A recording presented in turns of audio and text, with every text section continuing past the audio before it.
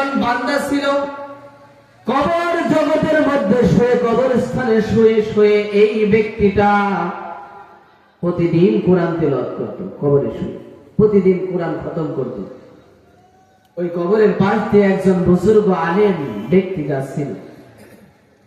যাওয়ার সময় কোরআন তেলাওয়াত শুনে অনেক খুশি হয়ে গেল। খুশি কবরের পাশে দাঁড়িয়ে দোয়া করতেছে, আল্লাহ এই ব্যক্তির ভাগ্য কত সুন্দর, কবরে শুয়ে আছে অথচ কোরআন তেলাওয়াত করতে পারতেছে। আল্লাহ রাব্বুল আলামিনের দয়া হলো, ওই ব্যক্তির জবান খুলে দিল।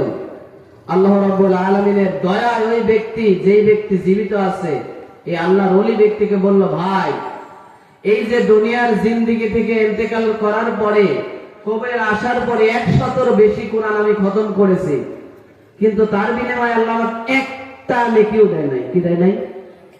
একটা নেকিও দেয় নাই।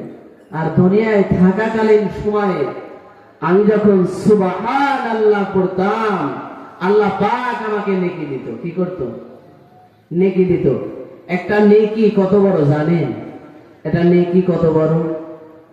কাল কিয়ামতের ময়দানে কিন্তু একটা নেকির জন্য বান্দা জান্নাতে যেতে পারবে না। একটা নেকির জন্য।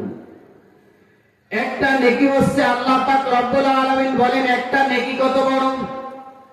আসমান জমিনের মধ্যে যতটা ফাঁকা জায়গা থাকে, কোন বান্দা যদি সুবহানাল্লাহ পড়ে, আলহামদুলিল্লাহ পড়ে, আল্লাহ রাব্বুল আলামিন আসমান জমিনের মধ্যে যত ফাঁকা জায়গা আছে, সমস্ত ফাঁকা জায়গাকে আল্লাহ রাব্বুল আলামিন নেকি দ্বারা পূরণ করে দেয়।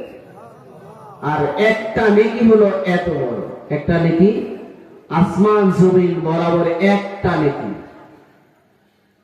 এজন্য দুনিয়ায় জিন্দেগি বেঁচে থাকাকালীন সময় যতটুকু আমল করব, এটাই আমার আপনার কাজে দিবে। মৃত্যুবরণ করলে আর কাজে লাগবে না।